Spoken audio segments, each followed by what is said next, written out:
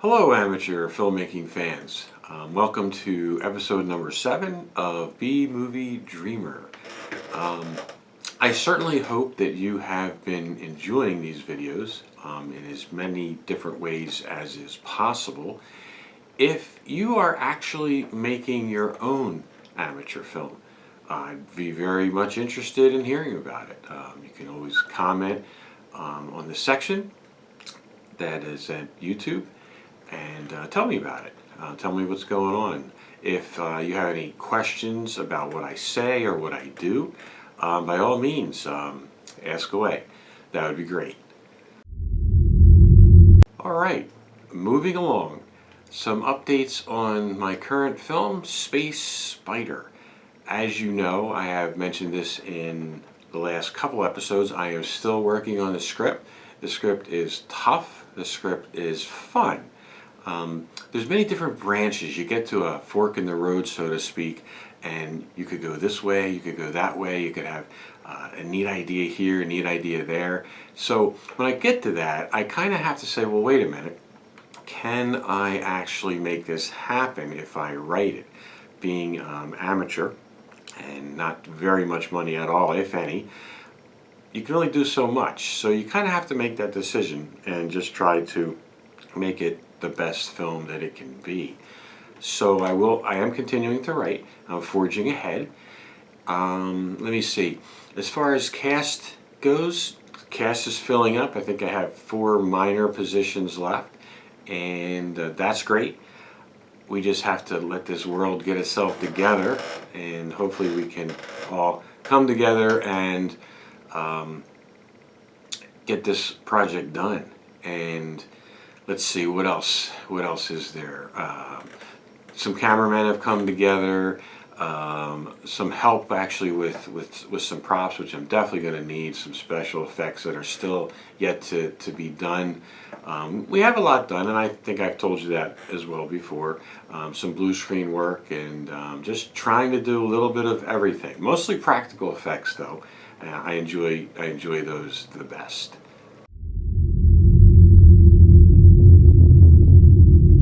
I do have the slightest update on the poster. We haven't heard much about that. It's not leaking out too much, but I happen to get 3 preliminary sketches that may or may not be used in the film. They're mostly rough ideas for the poster. We want the poster to be as B-movie oriented as possible. With a lot of illustrations, perhaps maybe scenes from the movies, that kind of thing. So I brought them along with me, and I'm going to hold them up to the camera.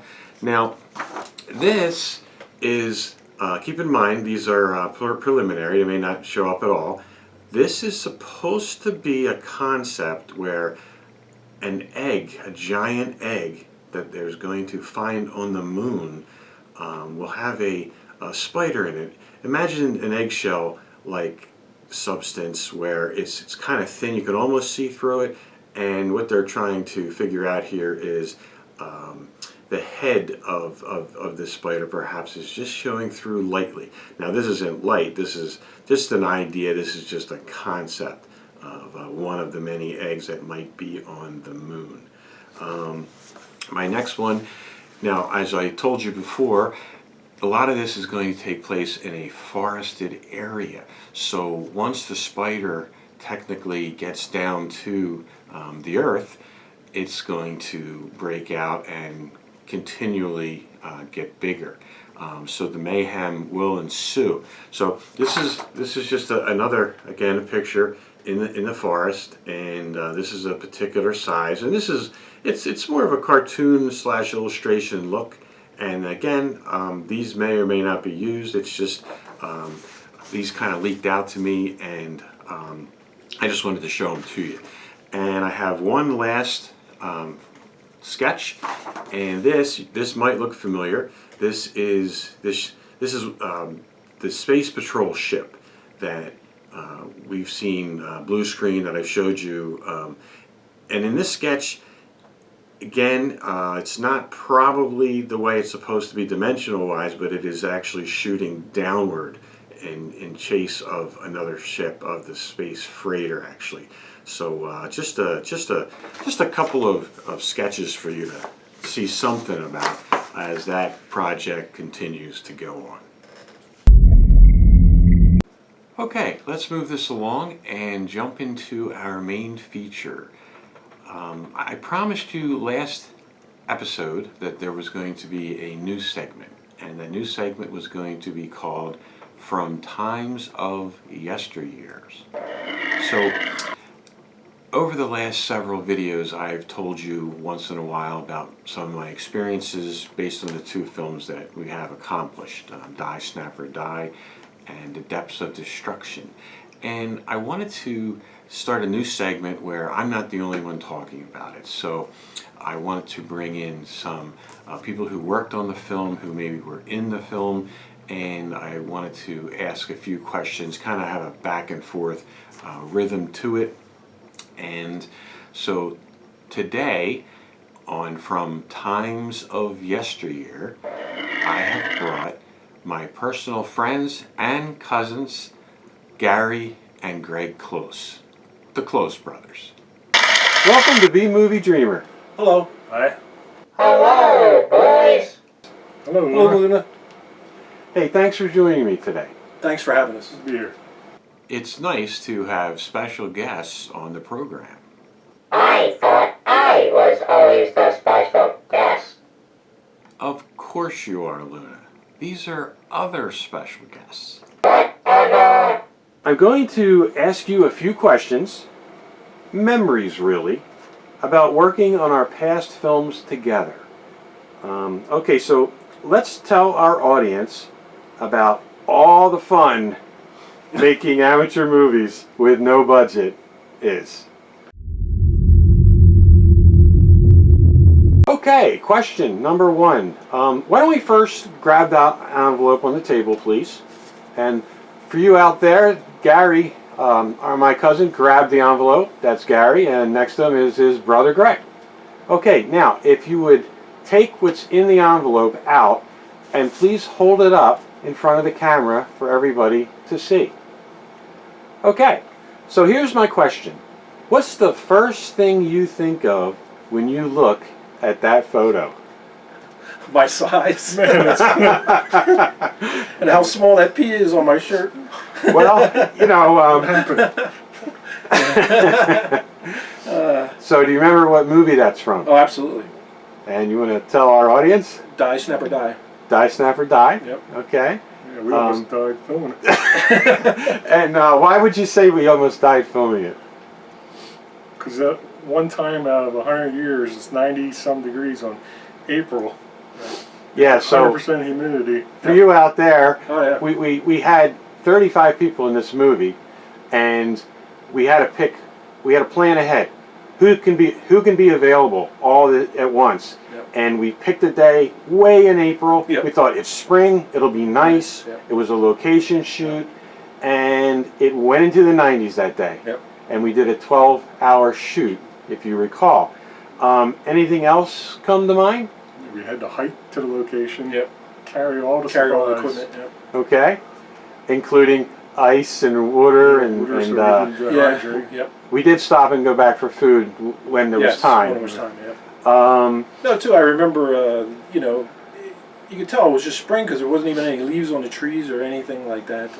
You know, so you shouldn't have had that hot of a day. But. so you want to explain, why don't you hold it up one more time Sure. for the people to see, and you want to explain what the three of us are doing. I believe we're in conversation about what we're going to do next. Correct. How we're shooting. Yeah, all three of us were technically directing, Directors, Yep. and I was concentrating on the actors, Yes. and both of you were using the cameras, Yep. and we were discussing angles and Yep. different things. Anything else that you can think of, just from looking at the photo? Any other memories come to you? I remember the rest of the crew wasn't too happy about the weather either. You know, we had a few guys that were having a rough time just dealing with the weather. You know, we were on the other side of the camera, so it wasn't that bad for us. Right. For them, Right. We were pretty busy, and for them it was whenever their turn was. exactly. But So. okay. Well, other than that's the first question. That was pretty easy. You can put that down if you want. Question number 2. Our first film was shot mostly in studio. Our second film was shot mostly on location. At least with only these 2 films to reference, which did you prefer, in studio or on location, and why? I mean, for me, I preferred the studio versus location because it's a lot simpler. I mean, you have everything there. You even have access to bathrooms. Just the equipment was easier to move in a studio. Just You have more control in the studio. Yeah. Control the lights. A lot more control. yep. You know the bugs. You know all that. Noises. It's a lot easier Yeah. to work in a studio. Yeah. If you can do studio, that's the way to go. I agree. But certain films you just can't do it. You have Right. And that second film was It just- 95% location. To, yep. Yep. Yep. I mean, natural lighting's always good, but Natural lighting is terrific. You don't have to worry about the lighting, like Yeah. even the lighting we're using right now. yeah. Right. So we all agree that in studio is the way to go. If you can, Comfort-wise. if you can have a studio. Yeah. And at the time we happened We to did. have, Yeah. it was good enough for us. Yeah. Yeah. Because we could also store Yes. a lot of things in the studio and still shoot in the studio, Yep. still make sets in the studio. Yep. Okay, You can set everything up ahead of time. You don't have to correct, and carry everything. just leave it. yes. It's Yeah. it's It's a, nice. It's a pretty good system. Yeah. I need another studio. Yep. Yeah. Okay, question number 3. Over the years, we shot a lot of video from test footage to complete movies. And we did complete movies with the beginning, a middle, and an end, but we did more test footage than ever. But that was fine because we were experimenting at the time. Now, right now, I'm working out of a 12 by 12 foot room. Right. You, Greg, and I, and several others worked out of many basements, extra bedrooms, apartments, and of course a small structure we called the studio, which we just talked about, Yep. which, by the way, was 18 feet by 30 feet. As amateur filmmakers, we work wherever we have the room. Now, our studio was by far our largest. Tell us what that was like, and perhaps obviously why having the studio was the best overall experience. Now, I know you just mentioned a few things. Let's talk about that picture. Right. We were out in the weather. Yep. So the studio was great for Yeah. Air conditioned, climate control. control temperature, correct. Yeah. Anything else that you can think of? When the studio, you could build a set. You know, you could spend time building it, getting it right, have whatever you want to have in the scene. Yeah, because some of those small places we had, we were going to have to, we would work for a few hours, it would be a huge mess, Yep. and then we'd have to clean up and Oh, take yeah. it down Take it down. because it was going to be used Oh, for something else. And like, of course, we just mentioned too, this is kind of an overlap from the last question, but we had plenty of storage. Yeah. We had storage. Yeah. And you have access to everything too. I mean, as far as like, if you needed something, we had a lot of supplies in the studio. When you're out in the middle of nowhere, if you don't have it, you gotta go somewhere and go get it, I guess, or Yeah, it's try and kind of improvise. like It's a lot losing harder. a tool. Yes, exactly. You know, Where you have a guy run back to the car, and then Yeah. run back. Yeah. Right, and do you remember approximately when we did do the location shoot, how far we actually walked from where we parked to where we actually needed to I would shoot? say up to a mile Um, or close to it. yeah, it was probably it was- close to it, especially when you're carrying all Yeah, that stuff. felt And like it. Through I mean, rocks and We were all the way down to one Water, end. It was- Weeds, yeah, weeds. a lot of grass. Yes.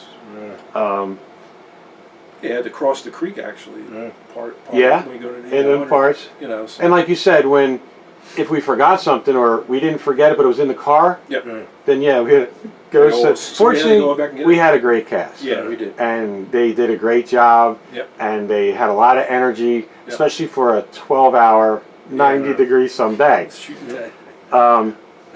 Do you want to just tell them about the little incident? You don't need to use a name of the one cast member. Remember, the next day we were supposed to do another 12-hour shoot, and why don't you tell them what happened? Sure, absolutely. We got up. I know I think I talked to Greg on the way over, and we were already just dying just to knowing what we had to go through again the next day. And actually, when we showed up and found out that the cast member couldn't make it, it was actually a relief. You know, not having to do that again. It was. We would have went through with it, yeah, of course. I mean, we needed to put the movie out, but and it was going to be hard to get them together again. Yes. Do you remember why that person couldn't make it? Yeah, it was just basically exhaustion. I Got think. dehydrated. Yeah. Yeah, he was dehydrated, and he was trying to. He didn't tell us that night because he was trying to get better, and then finally in the morning he just couldn't do it. Exactly. And There was a lot I also of remember people. I remember he had I forget how many pounds of sloppy Joe that was waiting for lunch that we couldn't take with us and use or whatever, but we ended up having to coffee and donuts. eat all that stuff. Yeah. I've explained before in some of these videos that you can say you don't have a budget, but you still do. have to supply you have to feed the cast. Absolutely. You're going to have them for 12 hours. You got to feed them. Yeah. Okay. Question number 4. Please pick up the other prop on the table that I brought. Pull that out of the bag. This is from Die Snapper Die, this prop. And hold it up so the viewers can get a good look at this. And then once you do that, you can pull that out of the bag there. This is more for Greg. We never did find that. Hey, why don't you hold that up, Greg? Why don't you hold that up to the camera? And why don't you tell them what that is if they can't see it? It's a hand grenade. Okay, a fake hand grenade? Real hand grenade? Oh, it's real. It was real. Yeah. Okay, so here's my question. But Please tell us what you know about this prop and how it played a part in the film. This is what destroyed Snapper. Oh no, you just ruined the ending for people. And then I had to throw it and pull the pin that got disappeared into the woods somewhere. So it's not all there, is what you're saying. Yes, now it's no longer. Yeah, if you remember, one of the people in the movie was a veteran. Yep. And he had that from his past. Yep. And he brought in that real hand grenade. Of course, if you want to show them again, the bottom there's a hole in it. It's all drilled out, but it did have a pin. And who was supposed to throw the grenade? Do you remember? I think the guy holding the grenade right now. Yeah, I was. So you pulled the pin, and then what happened? Threw it and You just threw it off to the side, into the weeds. I was into the moment and just. And then and we never found the pin again. Never. And I have a feeling that the guy it was Sam. Yeah. The guy who provided the grenade. Yep. I have a feeling he would have taken it back if it was all there. Pin back. But since it wasn't all there, Just keep it. but it's nice to have props Sure. left over. Yeah. Something to remember you Yeah. buy. Brings you nostalgia. Yeah. The how should I say this? The grenade. Tell them about how it traveled. What do you remember exactly how you threw it? You didn't throw it. Threw it behind me. You didn't throw it overhand. No, like you would in war. You I was kind trying to of. get away and. We had a path. Yeah. And the monster was on the path. Right. And it bounced and rolled and moved quite a bit once you got that going. Yeah. Then we had the explosion. And then we had to do the explosion. It was a lot of fun. Yep. We had a lot Especially- of debris falling from the. We had a lot of debris. Yeah, a lot of the people watching are going to want to see the film that they've never seen. And of course, Greg spoiled the ending. That was Greg, Yep. not Gary. Nope. Okay, so yeah, I was just trying to find a prop to to bring in, and the last question. And you know what, because we don't have time for any more. We do have time for this last question. Luna wanted to ask this question. Thanks for coming in, fellas. It's refreshing to see a new face around here. Luna.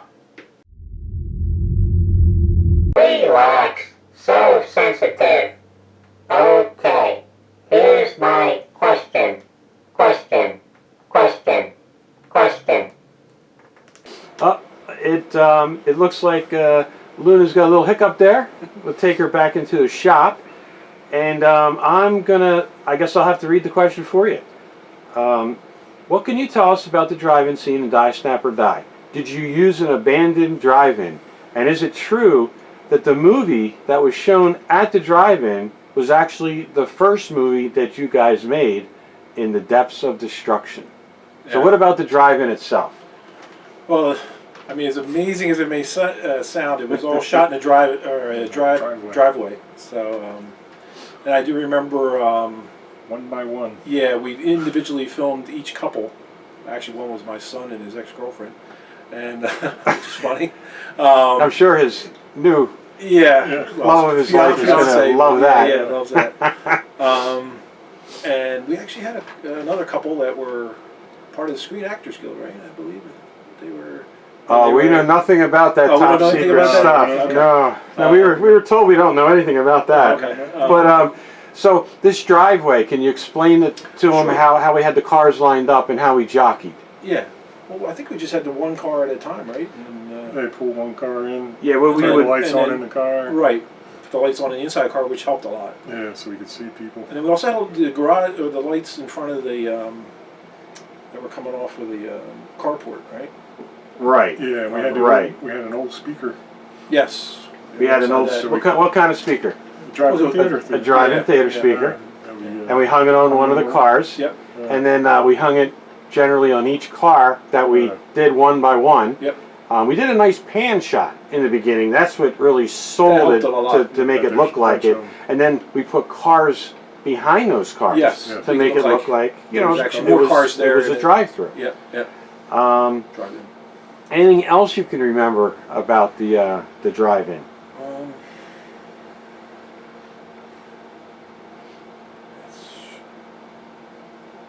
We also had to show the actual drive-in, right? The screen. Yeah, Dan, do you remember how that was done? You may not remember that as That I much don't because remember yet. I did that. Oh, okay. Okay.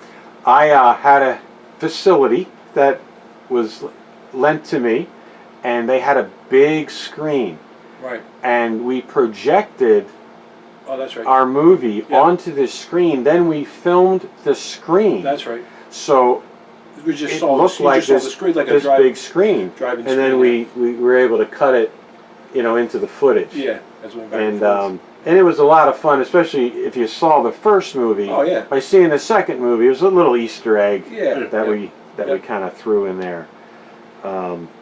But yeah, that was a lot of fun, and that worked out probably great. better than Yeah. we thought. Yeah. So that was good. So I just want to thank you so much for joining me today. And this segment is From Times of Yesteryears. And again, thank you very much. Oh, you're welcome. Good to be here.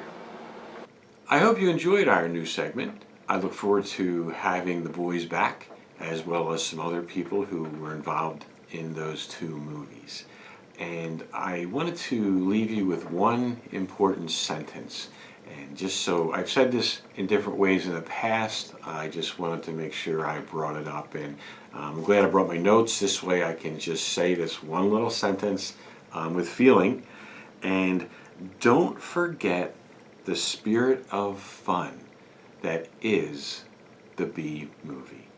And until next time, I want to thank you for tuning in. I am your host, Paul, and this is B Movie Dreamer signing out.